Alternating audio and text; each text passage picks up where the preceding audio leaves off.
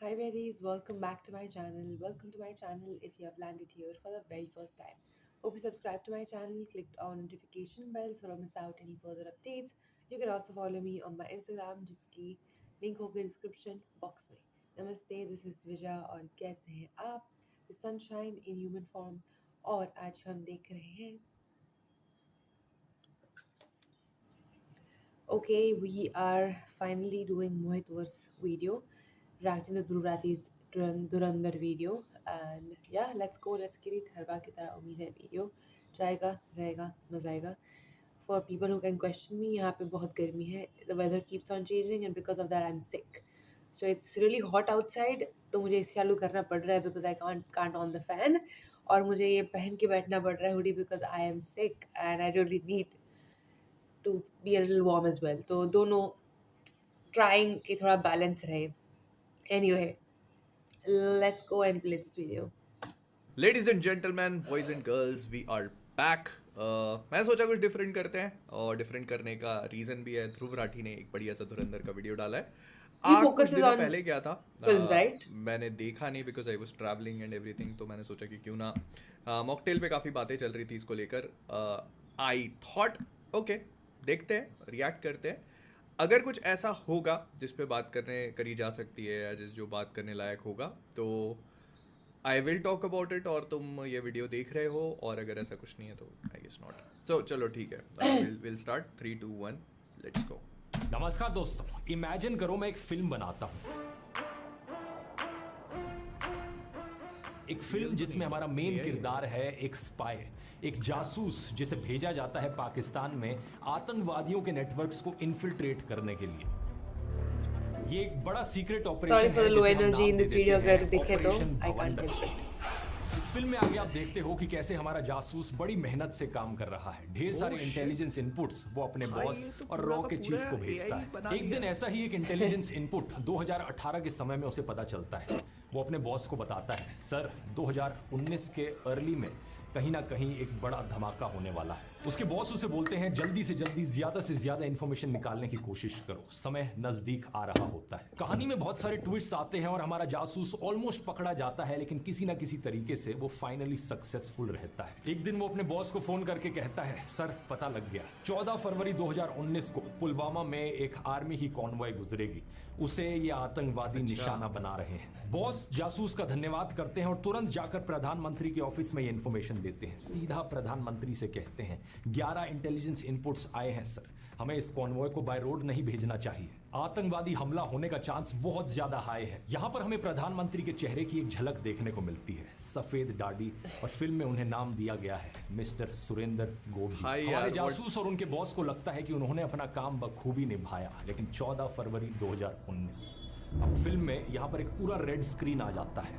Film में यहाँ पर आपको पुलवामा हमले की असली फुटेज देखने को मिलती है. हालांकि ये फिक्शनल मूवी है, लेकिन फिल्म में हम इस पॉइंट पर असली फुटेज दिखाते हैं. पाकिस्तान में बैठे आतंकवादी इस हमले की खबर सुनकर नारे लगाने लगते हैं खुशी के मारे, और हमारा जासूस जो उनके बीच बैठा था वो चौंक जाता है देखकर. उसका दिल सही में दहल जाता है. उसके चेहरे में कहीं ना कहीं एक डर की झलक दिखती है, लेकिन आतंकवादी इतनी खुशी मना रहे थे कि वो नोटिस नहीं करते. अगली बार जैसे ही इसे मौका मिलता है अपने बॉस को फोन मिलाता है, जवाब मांगता है, आखिर हुआ क्या, मैंने इतने सारे इंटेलिजेंस इनपुट्स दिए फिर भी यह हमला कैसे हो गया. बॉस के पास कोई जवाब नहीं था. वो कहते हैं शायद हिंदुस्तानियों के सबसे बड़े दुश्मन हिंदुस्तानी ही है. वो इस बात की तरफ इशारा करते हैं कि कहीं ना कहीं सरकार में ही कोई गद्दार बैठा है जिसकी वजह से हमारे 40 सीआरपीएफ के जवान मारे गए. जासूस को कहा जाता है कि वो अपनी कोशिश जारी रखे. फिल्म में एक सैड सॉन्ग आता है और जब क्लाइमैक्स की तरफ बढ़ती है हमारी ये फिल्म तो एक बड़ा ही शॉकिंग ट्विस्ट हमें देखने को मिलता है. आतंकवादियों के अड्डे की अलमारियां सर्च करते वक्त हमारे जासूस के हाथ एक ऑडियो रिकॉर्डिंग लगती है, और जब वो इसे सुनता है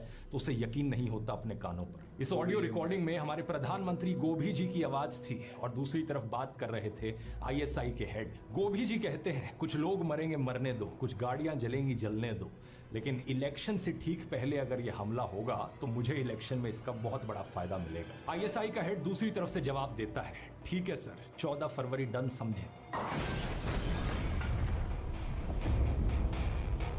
This is like a literal reaction to this video.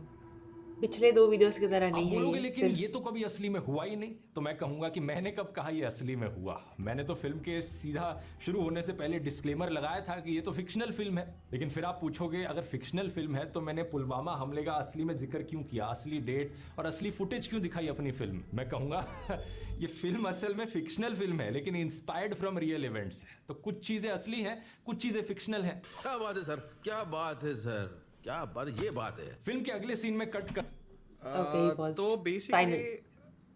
Correct me if I am wrong, मैं समझ गया कि ठीक है तुम क्या दिखाने की कोशिश कर रहे हो। You are trying to imply कि धुरंधर एक प्रोपोगंडा स्प्रेड कर रही है, और मतलब तुमने जो अपनी मूवी बनाई है बवंडर, उससे भी you are trying to show the same thing कि मैंने फिक्शनल इवेंट को ट्रू इवेंट्स के साथ कनेक्ट करके दिखाया हुआ है, और मैं कुछ भी बता नहीं रहा हूँ, मतलब मैं कुछ भी फैक्ट की तरह स्टेट नहीं कर रहा हूँ, लेकिन ये इन अ वे ये भी प्रोपेगेंडा है, ठीक है, कि आपके दिमाग में सटल चीज़ों को इंसेप्ट कर देना और मेकिंग इट फील लाइक कि नहीं ये तो फिक्शनल इवेंट है। मैंने कब बोला?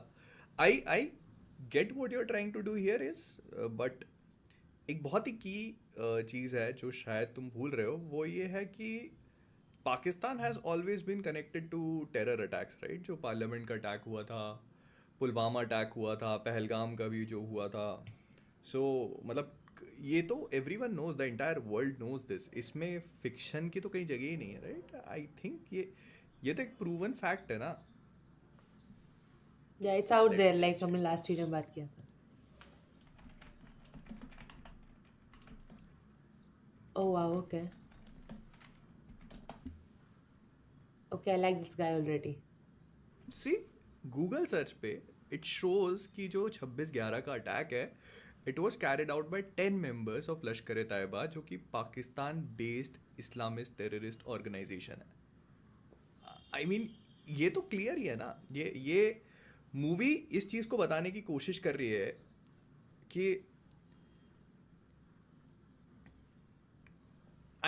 I think Dhruv Rathee has not seen the movie, क्योंकि मूवी ये चीज़ बताने की कोशिश करती है कि कैसे कौन सी चीज़ें अंदर से ऑपरेट हो रही हैं, मतलब वहाँ से they try to show you a different side that is happening. जो पूरा अटैक हो रहा था उसकी दूसरी साइड दिखाने की कोशिश करी जाती है हमको। खैर ठीक है, जो भी है, what I am trying to say is कि जो तुम बता रहे हो वो फिक्शन है, जो मूवी में बताया गया है वो गूगल पे मिलता है।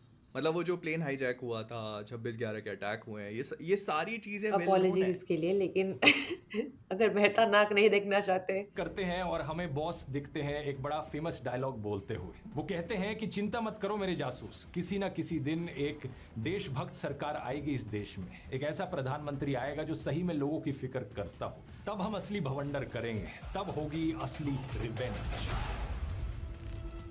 Okay. कैसी लगी मेरी I'm imaginary loving his eye rolls. आप में से कुछ लोग कहोगे ये किस प्रकार का बेहुदा सड़ा हुआ प्रोपेगेंडा है। मैं जवाब में कहूंगा क्यों भाई, यहाँ पे पाकिस्तान की बुराई करी तो तुम्हें प्रोपेगेंडा दिख रहा है इसमें। पक्का तुम पाकिस्तानी समर्थक, आतंकवादी सिंपैथाइजर होगे, तभी तुम्हें मेरी ये भवंडर फिल्म पसंद नहीं आई। अब आप में से जो इंटेलिजेंट लोग होंगे वो कहेंगे कि बात तो यहाँ पर पाकिस्तान की हो ही नहीं रही, प्रॉब्लम तो मुझे इस पॉलिटिकल प्रोपेगेंडा से है।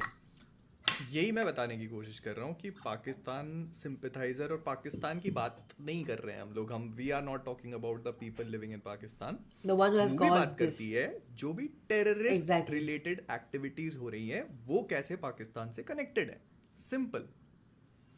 और ये बात मुझे नहीं लगता कि तुम्हें बहुत ज़्यादा दूर जाने की ज़रूरत है। तुम बस गूगल पे लिखो कि कहाँ से इस चीज़ का ओरिजिन है, you will know. Anti BJP propaganda जिसमें नरेंद्र मोदी को यहाँ पर गद्दार दिखाने की कोशिश की जा रही है। और मैं कहूंगा एग्जैक्टली धुरंधर फिल्म के डायरेक्टर आदित्य धर ने कुछ इसी तरीके का झूठा और वाहियात प्रोपेगेंडा फैलाने की कोशिश करी अपनी फिल्म के जरिए, लेकिन उसका असर कुछ अलग ही हुआ है। आइए जानते हैं आज के इस वीडियो में।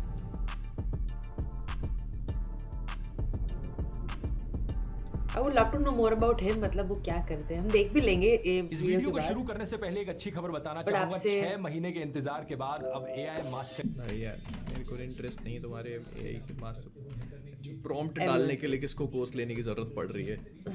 आई would like to know. Hrithik Roshan ने कहा कि भले ही फिल्म की पॉलिटिक्स से वो सहमत ना हो, भले ही वो बहस कर सकते हैं फिल्मकारों की जिम्मेवारी को लेकर, लेकिन स्टोरी टेलिंग बहुत अच्छी थी और एक सिनेमा के स्टूडेंट के रूप में उन्हें बहुत कुछ सीखने को मिला। शानदार। तो बेसिकली उनका मतलब यह है कि भले ही प्रोपेगेंडा है लेकिन फिल्म अच्छी बनाई है। लेकिन मैं यहाँ पर कहूंगा दोस्तों कि भले ही फिल्म कितनी भी अच्छी क्यों ना हो, लेकिन आखिर में है तो प्रोपेगेंडा ही। हिटलर के समय कैसे, I would like to know कि मतलब कैसे। ठीक है चलो एक काम करते हैं, let us simplify it. Propaganda का मतलब क्या होता है? ठीक है, प्रोपेगेंडा का मतलब मैं गूगल से निकाल के बता रहा हूँ। Information specially of a biased और misleading nature use to promote a particular cause. मतलब ऐसा कुछ जो कि बेसिकली एक बायस्ड इंफॉर्मेशन तुमको दी जा रही है जो सही नहीं है। ठीक है, नाउ यू टेल मी, मतलब मैं ये जानना चाहता हूँ कि जितने भी अटैक्स हुए हैं, ठीक है, जो जो कुछ भी मूवी में दिखाया है कि 26/11 का अटैक हुआ है, क्या वो पाकिस्तान से नहीं हुआ? ठीक है, और देखते हैं who was responsible for Pulwama attack. तो अभी मूवी में दिखाया नहीं है। कांधार हाईजैकिंग, ठीक है ठीक है। Oh, my fan is on, which I didn't realize. I'm so sorry. See, ठीक है, इसमें अभी जो मुझे नाम है वो मूवी में नाम है इब्राहिम, और शायद वो उसमें नहीं जा रहा मैं। ठीक है,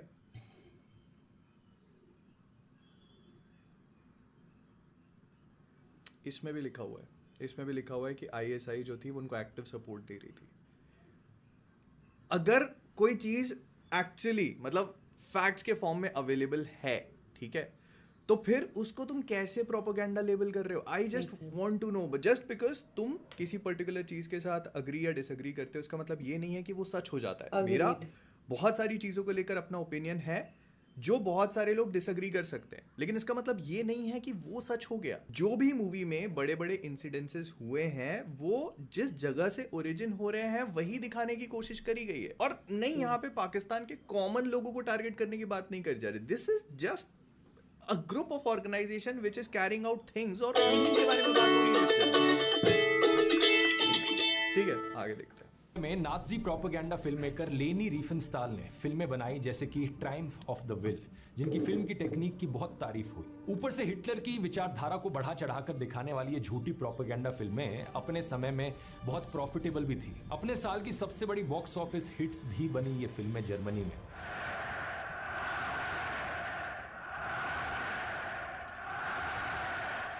लेकिन world famous critic Wait, we have seen him on real article में इस बात पर जोर दिया कि प्रोपेगेंडा नहीं, तभी इफेक्टिव Men होता of है जब उसे अच्छे Culture से पेश podcast? किया जाए, और इसलिए अच्छे से बनाया हुआ प्रोपेगेंडा कहीं ज्यादा खतरनाक है। द ताज स्टोरी और बंगाल फाइल्स जैसी फिल्में इतनी खतरनाक साबित नहीं हुई क्योंकि वो बकवास फिल्में थी, लेकिन धुरंधर एक engage. Okay, so what you are trying to say is कि उनको देखा हुआ लग रहा है propaganda फिल्म को इसीलिए। अगर एस्थेटिकली अच्छा बनाओ तो लोगों को पसंद आती है और वो लोग उसके साथ अग्रीमेंट में आ जाते हैं। पहली बात तो ये जो हिटलर वाला पूरा एग्जाम्पल दे रहा है ना, ये this is called miss direction. ठीक है, ये होता है डिस्ट्रैक्शन। आपके वीडियो का जो इम्पोर्टेंट पॉइंट है मैं उससे उठा करके कोई एक ऐसी चीज़ इसमें डाल देता हूँ जो कि हो चुकी है और उस वजह से लोग मेरे पॉइंट के साथ अग्री कर जाएंगे। Right now let me clarify this. धुरंधर जो है उसमें मोदी जी के बारे में कोई बात नहीं करी गई है, ठीक है, नॉट येट एटलीस्ट। ये मूवी एक स्पाई की कहानी है जो फोकस कर रही है कि वो कैसे पाकिस्तान के गैंग्स को इन्फिल्ट्रेट कर रहा है और वहां से इन्फॉर्मेशन इधर दे रहा है। नाउ जो माधवन का कैरेक्टर है, जो अजीत डोभाल वाला कैरेक्टर है ना, तुम उनके बारे में जाके पढ़ो। I would strongly advise you to read about him and तुम्हें समझ में आएगा कि क्या क्या चीज़ें मूवी में जो दिखाई हैं वो सही है या नहीं। और जो वो हिटलर वाला एग्जाम्पल दे रहा है ना, तो वो फिल्म मेकर, मैं उसको नहीं जानता, ना मैंने वो फिल्म देखी है, ना मैं इस पूरी बैक स्टोरी के बारे में बहुत इन्फॉर्मेशन कैरी करता हूँ, लेकिन जितना मैं समझ पा रहा हूँ तो वो जो फिल्म मेकर है, ये फिल्म मेकर ने हिटलर को ग्लोरीफाई किया है। अगर ये मूवी मोदी जी को ग्लोरीफाई करती ना, जो कि अभी एक बन भी रही है, वो अलग कॉन्सेप्ट है, that is a completely different thing. This is not that. Yeah. Very simplified. Film उन्होंने बोला आपको बताया। एंगेज रखते हुए ये फिल्म दिखाती है कि तो हमारे बहुत देश की देखा-देखा लग रहा है अभी मेरे इंटेलिजेंस दिमाग में। क्रिमिनल्स को हायर करती हैं। क्या कोई भी देशभक्त इंटेलिजेंस ऑफिसर इस बात से सहमत होगा? आदित्य धरप ओके, तो ये इनकम्प्लीट इंफॉर्मेशन है, ठीक है। तुम सिर्फ पार्ट 1 को बिना देखे, मैं बता रहा हूँ तुमको, इस बंदे ने मूवी नहीं देखी है, ठीक है। मैं क्योंकि ये मैंने अभी कितने मिनट का वीडियो देखा, 7 मिनट के वीडियो से 30 मिनट का, मतलब मैंने थोड़ा सा ही देखा है। आई कैन टेल कि इसने मूवी नहीं देखी है। तो ये जो बता रहे हैं कि क्रिमिनल्स को हायर करते हैं आप, रिक्रूट करते हैं, जो भी है, तो क्रिमिनल को रिक्रूट कर रहे हैं, आई अंडरस्टैंड, लेकिन you are missing the whole point. वो एक क्रिमिनल जो है ना, वो आगे वाले पार्ट में दिखाया जा सकता है कि उसकी बैक स्टोरी क्या है। हो सकता है कि वो खुद ही एक सोल्जर हो जो फॉर सम रीजन इस पूरी चीज में इंटैंगल हो गया। वो उसके फैमिली का भी कुछ दिखाएंगे। वाली पूरी सीक्वेंस है जो मैं इसीलिए बोल रहा हूँ, इस बंदे ने मूवी नहीं देखी है। एंड में हमको दिखाते हैं कि वो उसके साथ कुछ हुआ है, उसके माँ बाप के साथ कुछ होता है, जिस वजह से वो कई सारे लोगों को मारेगा। और एक नॉर्मल इंसान के लिए 30-40 लोगों को जिंदा से ख़त्म कर देना is like not an easy task. वो अगर मार रहा है तो वो हाईली ट्रेंड है। अगर अब मुझे बताओ कि अगर पार्ट 2 ये दिखाता है कि ये पहले से एक सोल्जर था who went on a revenge path and because of that reason उसको इतनी लंबी चौड़ी सजा हुई थी, he was destined to die, लेकिन फिर माधवन का जो कैरेक्टर है वो उसको धुरंधर प्रोग्राम में रिक्रूट कर लेता है, तो फिर क्या होगा इस पूरे वीडियो का? He should take it down and apologize. मतलब बस ये बताने की कोशिश करनी है कि वो पहले से ही पेट्रियोटिक है, पहले से ही देशभक्त है। इट्स जस्ट उसकी सर्कमस्टेंशियल प्रॉब्लम्स की वजह से वो जेल में है। मैं तुमको बता रहा हूँ, इस बंदे ने मूवी नहीं देखी है, ठीक है। ही इज टेलिंग कि प्रोग्राम धुरंधर जो है वो क्रिमिनल्स को रिक्रूट कर रहा है। आई एग्री, मूवी के एंड में बताई जाती है ये बात, लेकिन हमें पूरी कहानी नहीं पता। How can you talk about a character already जिसके बारे में तो पता ही नहीं है? Right. हो सकता है कि सेकंड पार्ट में हमको दिखाया जाए, क्योंकि फर्स्ट पार्ट के एंड में एक छोटी सी क्लिप चलती है टीजर टाइप की, जिसमें ये पता चलता है कि वो बंदा ऑलरेडी सर्कमस्टेंशियली क्रिमिनली कन्विक्टेड था। हो सकता है कि हमको सेकंड पार्ट में ये दिखाया जाए कि वो ऑलरेडी एक सोल्जर था जो बहुत ही हाईली स्किल्ड, हाईली ट्रेन्ड था, लेकिन उसके माँ बाप के साथ जो कुछ भी हुआ उस वजह से वो एक रिवेंज पाथ पे निकला, उसने इतने सारे लोगों को मार दिया। और ये काम करना आसान नहीं है। अगर कोई भी नॉर्मल इंसान है उसके लिए इतने सारे लोगों को, जो हमको दिखाया जा रहा है कि वो hand to hand combat guns वगैरह का यूज करके इतने सारे लोगों को मार रहा है, इट इज नॉट ईजी। तो मोस्ट लाइकली वो पहले से ही एक पेट्रियोटिक सोल्जर होगा जो कि कुछ सर्कमस्टांसेस की वजह से कन्विक्ट हो गया है, और उसी चीज का माधवन फायदा उठा करके उसको धुरंधर प्रोग्राम में रिक्रूट कर रहा है।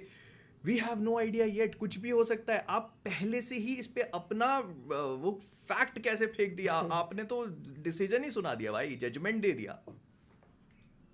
खैर आगे बढ़ते हैं। अपने पॉलिटिकल प्रोपेगेंडा को फैलाने में इतना मगन हो गया कि उसने वही दिखा दिया जो पाकिस्तान ने भारत पर कई बार इल्जाम लगाया है कि भारत पाकिस्तान में सबवर्सिव एक्टिविटीज के लिए अपने सीक्रेट एजेंट्स को भेजता है। असलियत यह है दोस्तों कि भारत सरकार ने कंसिस्टेंटली ऐसे सभी क्लेम्स को रिफ्यूट किया है। 2012 का यह आर्टिकल देखिए, भारत सरकार ने मना किया कि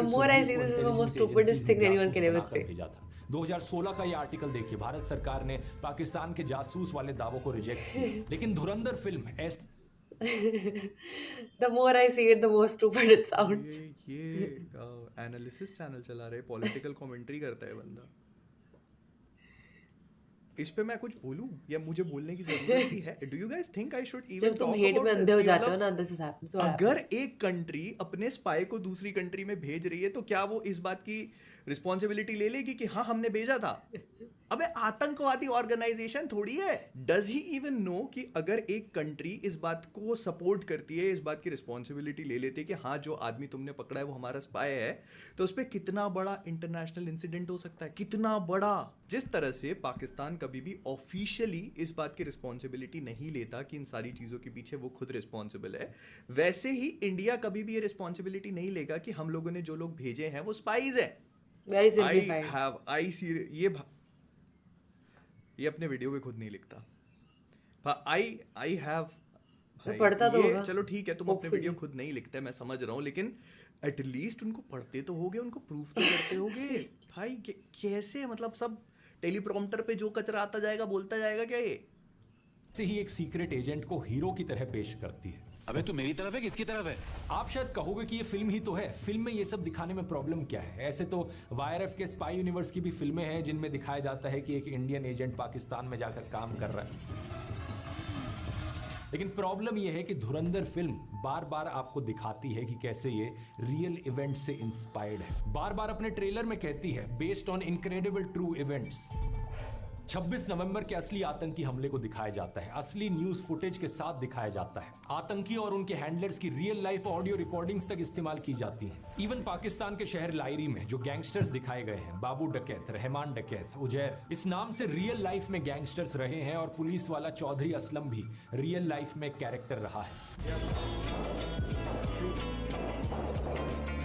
शेर के मुंह में हाथ डाला है, इनकी नस्लें भी याद रखेंगी, याद रखेंगी। फिल्म ऑडियंस के लिए एक रियल लाइफ सिनेरियो पेश करती है और उसके बीच में अपनी कल्पना से फिक्शन जोड़ देती है, ठीक उसी तरीके से जैसे हमने अपनी इमेजिनरी फिल्म भवंडर में किया। एक्चुअली में रहमान डकैत की मौत 9 अगस्त को ही हुई थी। वो पुलिस ऑफिसर चौधरी असलम के एक इनकाउंटर ऑपरेशन में मारा गया था, लेकिन फिल्म में ऐड किया गया कि भारत का एक फिक्शनल सीक्रेट एजेंट इसमें शामिल था। दिखाया है कि रहमान डकैत के मरने से पहले वो उसे हॉस्पिटल तक लेकर आया, लेकिन असलियत में ऐसी कोई न्यूज रिपोर्ट नहीं है। आपके 10 अगस्त 2009 की हाँ, तो रिपोर्ट नहीं होगी, मतलब ये कुछ चीजें हैं जो उसमें फिक्शनल तरीके से इंक्लूड करी हुई हैं। आई डोंट अंडरस्टैंड कि इसमें प्रॉब्लम क्या है। न्यूज देख सकते हो जहां बताया गया है कि उसका I very much like him यार, जहां पे जरूरत है he just अमन कमेटी के चेयरमैन अब्दुल मजीद सरबाजी ने express would love to see more autopsy of report him के and बारे में from him. बताया कि रहमान डकैत को 3 फुट की दूरी से गोली मारी गई। फरवरी 2010 का ये डॉन का न्यूज आर्टिकल देखिए। रहमान की पत्नी ने एलेज किया कि ये एक फेक एनकाउंटर था और एसएसपी चौधरी असलम के खिलाफ एफआईआर ऑर्डर की गई। I still don't understand what you are trying to say here. पहले तुम बोल रहे हो कि ये मूवी बताती है कि ये ट्रू इवेंट से इंस्पायर्ड है, लेकिन कुछ चीज़ें फिक्शनल हैं। तो जो इंस्पायर्ड होता है वो यही होता है कि उसमें कुछ चीज़ें फिक्शनल होती हैं।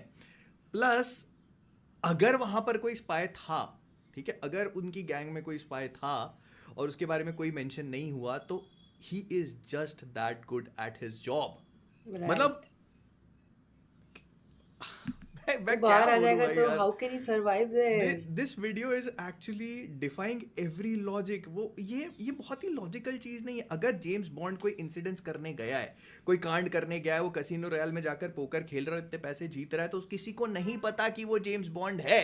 भी जाएंगे, सुप्रीम कोर्ट भी जाएंगे। हम जरदारी साहब से भी अपील करते हैं केस के मुतालिक गौर करे और चौधरी असलम के खिलाफ एक्शन ले। तो अब क्या तो ये हो सकता है ना। इसमें प्रॉब्लम क्या है कि कल को चौधरी असलम जो है उसके ऊपर फेक एनकाउंटर की रिपोर्ट डाली जा सकती है। He was in famous for it. तो ये मूवी में भी दिखाया ही है कि वो कितना भयानक है, कितना खतरनाक है। उससे बच के रहो, फेक एनकाउंटर करता है। मूवी इस बात को छुपाने की कोशिश नहीं करती है। फैक्ट है और क्या फिक्शन, ऑडियंस ये नहीं जान पाती। और जानना तो छोड़िए, फिल्म में खोए हुए दर्शक इस बात पर गौर भी नहीं करते। इसी कारण से उनके लिए ये सब कुछ एक गॉस्पेल ट्रुथ बन जाता है। आज जो तमाचा है इन लोग के ऊपर, क्योंकि वो हमेशा से सच छुपाते आए। आज जो मूवीज बन रही है, चाहे आर्टिकल 370 बने, चाहे हक बने, और धुरंधर जैसी मूवीज ये सच है। रियलिटी बेस्ड है, तो एजेंट को वहाँ ताली बजाने तो भेजेंगे नहीं, तो वॉयलेंस ही होगा। कि अगर आप इंडियन हो, मैं तो कहूँगा आप कहीं से भी हो, अगर आपको फैक्ट से प्रॉब्लम है तो आपको इस मूवी से प्रॉब्लम है। अब आप में से कुछ लोग सोचोगे कि कई और ऐसी फिल्में होती हैं जो इंस्पायर्ड फ्रॉम रियल इवेंट्स होती हैं, लेकिन उनमें फिक्शन ऐड किया जाता है, जैसे कि भाग मिल्खा भाग हो गई या दंगल की कहानी हो गई। लेकिन आमतौर पर जब फिल्म मेकर्स ऐसा करते हैं, वो चीज़ों को और सस्पेंसफुल और थ्रिलिंग बनाने के लिए करते हैं। लेकिन आदित्य थर जब ऐसा करता है, वो सिर्फ और सिर्फ अपना झूठा प्रोपेगेंडा फैलाने के लिए करता है। क्योंकि अगर इस सारे पॉलिटिकल प्रोपेगेंडा को आप फिल्म से निकाल भी दोगे, तो भी उसके सस्पेंसफुल और थ्रिलिंग होने पर कोई फर्क नहीं पड़ेगा। अब कोई अगर सवाल कर I kind of agree with this कि हाँ, मतलब मूवी मैं प्रोपेगेंडा वर्ड यूज़ नहीं करूँगा। मूवी में जो पॉलिटिकल चीज़ें बताई गई हैं, अगर आप उनको निकाल देते हो तो वो बहुत ज़्यादा इफेक्ट नहीं पड़ता है। जैसे कि जो बोलते हैं कि अभी कोई यूपी में सरकार आएगी या कोई आएगा तो सारी चीज़ें चेंज हो जाएंगी और हमें बस इंतज़ार करना है। ये सारी चीज़ें if you take it out, it does not matter much. लेकिन फिर भी वही वी ऑल नो कि मूवी का जो सेकंड पार्ट है वो डीमोनेटाइजेशन की तरफ जा रहा है। हो सकता है कि उसमें वो पुलवामा वाला अटैक भी बताए। ये सारी चीज़ें हो सकती हैं, ठीक है।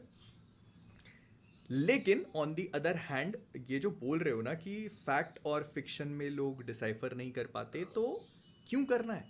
तुमने भाग मिल्खा भाग देखी, उसमें क्या फैक्ट था क्या नहीं था तुम्हें पता है? भाग मिल्खा भाग में एक लड़की दिखाई गई थी जिसके चक्कर में फरहान अख्तर का जो कैरेक्टर मिल्खा होता है वो एक पूरी रेस हार जाता है। उसकी लाइफ की बहुत बड़ी, जब वो झापड़ वापड़ मारता है अपने आप को। ये मिल्खा सिंह ने खुद बोला था कि उन लोगों ने अलग से ऐड किया हुआ है। ये चीज़ मूवी को थ्रिलिंग नहीं बनाती है। ये मिल्खा सिंह के कैरेक्टर के ऊपर एक बहुत बड़ा क्वेश्चन मार्क खड़ा कर देती है। So people do this. Oh, और wow. जो उस मूवी को उस टाइम देख रहा था ना, उनको वो फिक्शन नहीं लग रहा था, उनके हिसाब से वो रियलिटी थी। कहेगा आदित्य धर से इस चीज को लेकर, तो वो कह देगा कि भाई ये तो फिक्शनल फिल्म है। और कोई पूछेगा कि अगर एक फिक्शनल फिल्म है तो इतने सारे रियल लाइफ इवेंट्स क्यों ऐड किए, तो वो कहेगा लेकिन inspired from real events film है। हो गई आपकी नींद। भाई ये चौथी बार बोल रहा है अभी तक फिक्शनल फिल्म है। ये इसने पूरा वीडियो ही ना इस हेट मॉन्गरिंग कहते हैं इसको, जैसे गॉस्पेल ट्रूथ जैसे बड़े बड़े वर्ड फेंक रहा है ना, वैसे ही हेट मॉन्गरिंग होती है ये। तुम बस उठा करके, मतलब you actually don't have a very credible thing to say against the movie, तो you are just keep blabbering bullshit. हाँ, ये एक और बड़ा वर्ड फेंक दिया मैंने। 10 मार्क्स का आंसर है, but you only know about 1 or 2 marks. कैसे लंबा खींचोगे? Yeah, something similar. साल 2011 का ये न्यूज आर्टिकल देखिए दोस्तों। करेंसी पेपर सप्लाई करने वाली ब्रिटिश कंपनी पर बैन लगा। Minister of state for finance नमो नारायण मीणा ने राज्यसभा को बताया कि ब्रिटिश कंपनी डेलारू का भारतीय रिजर्व बैंक नोट मुद्रा प्राइवेट लिमिटेड के साथ एक कॉन्ट्रैक्ट था बैंक नोट का पेपर सप्लाई करने के लिए। अब जुलाई अगस्त 2010 में ये बात नोटिस में आई कि डेलारू द्वारा सप्लाई किया जा रहा पेपर प्रिस्क्राइब्ड स्पेसिफिकेशंस के मुताबिक नहीं था। कंपनी ने बाद में इस कमी को स्वीकार किया, जिसके बाद मनमोहन सिंह सरकार द्वारा इस ब्रिटिश कंपनी को सिक्योरिटी क्लियरेंस मना कर दी गई। आगे देखिए आर्टिकल में क्या लिखा है। इन्फोर्समेंट एजेंसीज ने जो रिसेंटली जाली करेंसी पकड़ी थी, उनकी क्वालिटी लीगल करेंसी नोट्स के जैसी थी। इंटेलिजेंस रिपोर्ट्स ने सजेस्ट किया कि पाकिस्तान में हाई सिक्योरिटी प्रेस में जाली नोट छापे जाते हैं और भारतीय अर्थव्यवस्था को हिलाने के लिए भारत में स्मगल किए जाते हैं। इस न्यूज आर्टिकल को पढ़कर आपको क्या फीलिंग आ रही है? यही ना कि हमारी इन्फोर्समेंट एजेंसीज अपना काम कर रही थी, इंटेलिजेंस एजेंसीज अपना काम कर रही थी और उनके इनपुट्स के आधार पर मंत्री एक्शन भी ले रहे थे। लेकिन फिल्म ने इस जाली नोट के रेफरेंस को लेते हुए दिखाया कि कैबिनेट मिनिस्टर नोट्स के जैसी थी। इंटेलिजेंस रिपोर्ट्स ने सजेस्ट किया कि पाकिस्तान में हाई सिक्योरिटी प्रेस में जाली नोट छापे जाते हैं और भारतीय अर्थव्यवस्था को हिलाने के लिए भारत में स्मगल किए जाते हैं। इस न्यूज आर्टिकल को पढ़कर आपको क्या फीलिंग आ रही है? यही ना कि हमारी इन्फोर्समेंट एजेंसीज अपना काम कर रही थी, इंटेलिजेंस एजेंसीज अपना काम कर रही थी और उनके इनपुट्स के आधार पर मंत्री एक्शन भी ले रहे थे। ये सारी चीज़ें समझ में आती हैं कि इंटेलिजेंस अपना काम कर रही थी, बाकी सब एजेंसीज अपना काम कर रही थी, लेकिन मंत्रियों के एक्शन वाली बात कहाँ थी इस पूरी रिपोर्ट में? ठीक है, मैं I could have missed it, but कहाँ थी? लेकिन फिल्म ने इस जाली नोट के रेफरेंस को लेते हुए दिखाया कि कैबिनेट मिनिस्टर ने नोट छापने की मशीन को फॉल्टी बताया और फिर वो मशीन पाकिस्तान पहुंच गई। जबकि एक minute, when the fuck does this happen? Action भी ले रहे थे। लेकिन फिल्म ने इस जाली नोट के रेफरेंस को लेते हुए दिखाया कि कैबिनेट मिनिस्टर ने नोट छापने की मशीन को फॉल्टी बताया और फिर वो मशीन पाकिस्तान पहुंच गई। भाई मैं पिक्चर भूल गया हूं क्या? मैंने एक ही बार देखी है, so I do not know this detail. जितना मुझे याद है मूवी में ये बताया गया है कि कोई मिनिस्टर होता है जो कि जाकर के जो प्लेट्स होती हैं उनकी डीलिंग कर लेता है, वो डुप्लीकेट बना लेते हैं, ऐसा कुछ होता है। मैंने बोला था ना, इस बंदे ने पिक्चर नहीं देखी है। ये कहाँ से आ रहा है? ये कैसे? Okay, what the fuck? जबकि इस बात का रत्ती भर भी कोई सबूत नहीं है, कोई भी ऐसी न्यूज आपको नहीं मिलेगी ऐसा कुछ भी हुआ हो। अगर आप ये कहोगे कि उस समय ये खबर बाहर कैसे आती, लेकिन 2014 के बाद से तो मोदी सरकार आ रखी है। अगर उस समय कुछ ऐसा हुआ था तो उस मंत्री को पकड़ो और जेल में डाल दो। 11 सालों से उसका कुछ भी जिक्र क्यों नहीं किया गया? हाँ, मतलब ठीक है, ये सही बात है कि अगर ऐसा है तो उस मंत्री का नाम आना चाहिए था और नहीं आया है। तो I have not a very good idea about this. मैंने इस चीज़ को फॉलो नहीं किया, मैं पॉलिटिक्स में बहुत ज़्यादा घुसता नहीं हूँ। मैं जो मूवी में दिखाया गया बस उसी चीज़ की बात करने की कोशिश कर रहा हूँ। लेकिन एक बात और भी है, जो उसमें खनानी ब्रदर्स दिखाए, ये मूवी के सेकंड पार्ट के लिए स्पॉयलर्स होगा, जो उसमें खनानी ब्रदर्स दिखाए हैं उन्होंने डीमोनेटाइजेशन के कुछ टाइम बाद, उसमें से जो एक होता है मेन, उसने ही अनलाइव्ड हिमसेल्फ। तो ये भी है। I think we need to wait for the इसी तरह second फिल्म one में to दिखाया गया कि 26 see 11 and हमले से then पहले give some इंटेलिजेंस इनपुट्स मौजूद verdict. ये बात सच है। जैसे कि यूके के एक डिफेंस और सिक्योरिटी थिंक टैंक RUSI का ये नवंबर 2009 का Because a article, lot of things इसमें have बताया been है कि left कुछ unsaid इंटेलिजेंस yet. इनपुट्स मौजूद थे लेकिन बहुत स्पेसिफिक नहीं थे। पुलिस और कोस्ट गार्ड उन पर एक्शन नहीं ले सकी। रेलवे प्रोटेक्शन फोर्स के पास पुरानी बोल्ट राइफल्स थी। जो एलीट NSG है, नेशनल सिक्योरिटी गार्ड, वो अटैक के 10 घंटे बाद पहुंच सकी, जिससे लॉजिस्टिक्स की कमी दिखती है। ऊपर से उनके पास नाइट विजन गॉगल्स नहीं थे और एक ऑपरेशन कमांड सेंटर की कमी थी, यानी यहाँ इंटेलिजेंस फेलियर के अलावा स्विफ्ट रिस्पॉन्स और कोऑर्डिनेशन की कमी भी देखी गई। लेकिन क्या हम इन फेलियर्स की वजह से ये अज्यूम कर सकते हैं कि मनमोहन सिंह की सरकार गद्दार थी और उन्होंने जानबूझकर ये हमला होने दिया? अगर आप ऐसा कहोगे तो अटल बिहारी वाजपेयी की सरकार और मोदी सरकार भी उस गद्दारी के कटघरे में आ जाएंगे, क्योंकि चाहे IC-814 का कांधार फ्लाइट हाईजैक हो, कारगिल वॉर हो, 2016 का उड़ी टेरर अटैक हो या 2019 का पुलवामा आतंकी हमला हो, इन सब के लिए भी इंटेलिजेंस पहले से ही मौजूद था। मुझ पर यकीन नहीं होता, इन रिपोर्ट्स को देखो। Kandahar I agree with this, और मूवी भी यही चीज़ बोलती है कि इंटेलिजेंस में थोड़ा लैप्स हुआ, तभी तो अटैक्स होते। अभी ये जो सारी चीज़ें तुम देखते हो कि ये हो गया, ये इंटेलिजेंस का लैप्स ही होता है कहीं ना कहीं। एक बहुत ही तुमने एकदम एयर टाइट पैक किया हुआ है कुछ, ठीक है, there might be a chance कि कुछ लीक हो जाए, और यही चीज़ मूवी में दिखाई है कि वो अपनी इन्फॉर्मेशन वहाँ से भेजता है, लेकिन वो 3 अक्टूबर की भेजता है। Right. उसके बाद वो लोग नवंबर वाली चीज़ उनको पता ही नहीं चलती, तो वो भेज नहीं पाते। This is as simple as that. Oh, right. It happened. पहले पिक्चर देखनी चाहिए यार इंसान को। How the fuck are you telling about a movie जो तुमने देखी ही नहीं है? फ्लाइट हाईजैक को लेकर पहले से इनपुट थे, जिन और पर ये काम scene नहीं हो पाया, और with जब his प्लेन own अमृतसर में glasses, रिफ्यूलिंग के लिए उतरा, वहां पर भी थ्रेट को न्यूट्रलाइज नहीं किया जा सका। Correct. इसी हाईजैक के दौरान मसूद अजहर जैसे खतरनाक आतंकी को छोड़ा गया था। बाद में कई आतंकी हमलों में उसकी इन्वॉल्वमेंट देखी गई, जैसे एग्जैक्टली यही मूवी में दिखाया है। ठीक कि है, 2001 का JNK असेंबली अटैक, 2001 का इंडियन पार्लियामेंट अटैक, 2008 का 26/11 अटैक, 2016 पठानकोट अटैक। ठीक है।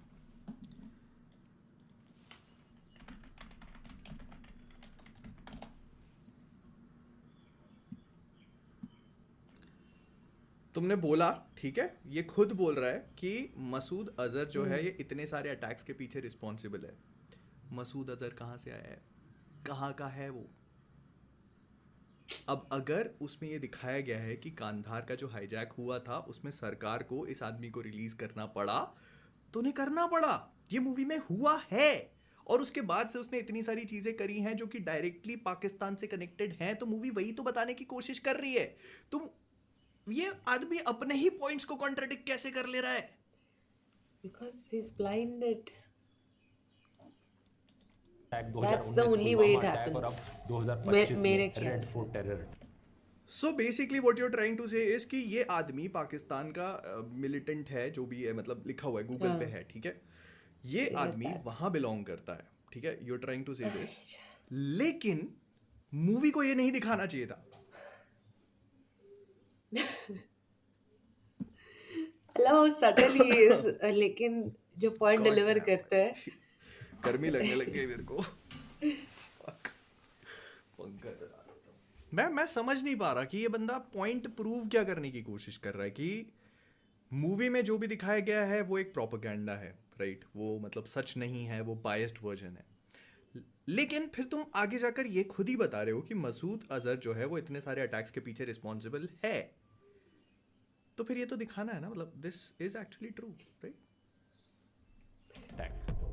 इंडिया टुडे के इस न्यूज आर्टिकल को देखिए। उड़ी आर्मी इंस्टॉलेशन के टारगेट होने को लेकर स्पेसिफिक इनपुट्स मौजूद थे। आईबी ने आर्मी यूनिट्स को अलर्ट भी किया था, लेकिन फिर भी उड़ी टेरर अटैक हो गया। पुलवामा आतंकी हमले को देखिए। फ्रंटलाइन की एक इन्वेस्टिगेशन ने बताया था कि 2-3 नहीं 11 इंटेलिजेंस इनपुट्स मौजूद थे। कितने?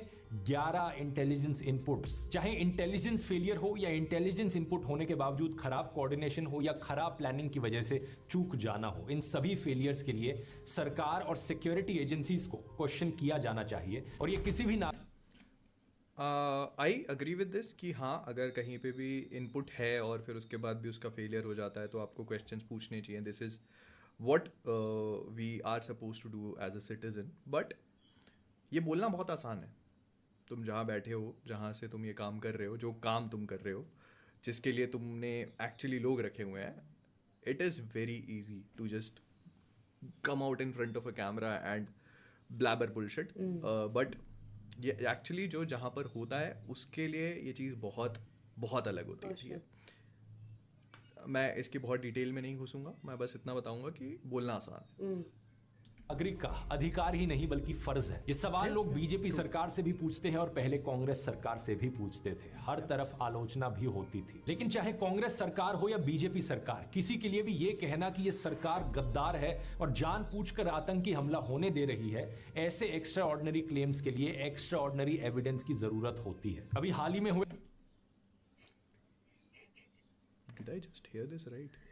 ये भी ये कहना कि ये सरकार गद्दार है और जानबूझकर आतंकी हमला होने दे रही है, ऐसे एक्स्ट्रा ऑर्डिनरी क्लेम्स के लिए एक्स्ट्रा ऑर्डिनरी एविडेंस की जरूरत होती है। अभी हाल ही ये बोल रहा है कि ये खुल के कह देना कि सरकार ऐसे हमले खुद से होने देती है, गलत बात है, राइट? इसने शुरू के 4 मिनट में क्या किया है? इसने this is what he did, right? मतलब मैं गलत परसीव कर रहा हूं चीज़ों को, या what the fuck is happening here? यही तो बोला है ना इसने स्टार्टिंग में। Okay, I'm gonna pause this so that we can continue in the next part. I need some break as well. और storage का भी कुछ पता नहीं कब बंद हो जाए। I don't want कि हम लोग ये पूरा फिर से करना पड़े या फिर हमको छोड़ना पड़े, because a lot of you guys wanted me to watch it and I'm very glad, thankful ये recommendation के लिए। I'm loving कि he's sticking to the point and not dragging his own हर बंदी का परसेप्शन होता है, हर लोग का है ना, हम इंसान हैं, वे आर इंडिविजुअल्स क्यों है, राइट? हमारे खुद के ओपिनियंस क्यों है? Because we are all individuals. अगर सबका सेम होता तो फिर मतलब ही नहीं है, मतलब सब चाबी से चलते अगर, then everyone would be speaking the same thing. कुछ लोग भेड़ चाल में मानते हैं और करते भी हैं, and you might see that in comment section of anyone और in general when they talk about things, but most people have their own opinions, and when and what to speak is more important than just having an opinion. तो मैं किसी को criticise नहीं करी, I am not even saying like okay इसने ऐसा किया, but I am loving कि ये जो कर रहे हैं, I am very much similar to when I also give my reviews and reaction to anything that we see, and I love the fact कि हमने कुछ नहीं देखा है ना, तो उसके बारे में नहीं बोलना चाहिए, and he has the place and time to just search it right up. That is amazing. I adore that quality in him. मैंने उनको बहुत देखा है, तो हम भी देख ही लेते हैं। He is, I think, a part of जो पॉडकास्ट हम देखते थे, वो बहुत लंबे पॉडकास्ट थे, and they were more on like Marvel and the DC universe, जो मैं नहीं जानती हूँ उतना, तो मेरे लिए they were not fun to watch, which did upset a lot of people because I just said it's not fun for me to watch. See, this is what I'm saying. It's okay, not everyone agrees to you, but किसी पे तुम्हारा ही perspective और तुम्हारा mindset थोपना तो बहुत ही गलत है। मतलब तुम्हारा IQ लेवल तो ज़ीरो है, ज़ीरो भी नहीं, माइनस में है when you do that. And exactly what Dhruv has been doing in this video, which I called out in every single video of him being countered, या फिर उनके खुद के वीडियो में मैंने बताया था। And I'm loving the way he is just having so many more details about the movie जो मुझे definitely याद नहीं थी। Second part में definitely we're gonna see a lot more. I just want to see यहाँ पे as to ये वही है ना जिनके बारे में मैं सोच रहा है, he is the one, or I might be completely wrong. Okay, Mohit Yota, popular known as Mohit First, is an Indian YouTuber and content creator, engaging video, comics, movies and reaction content, right?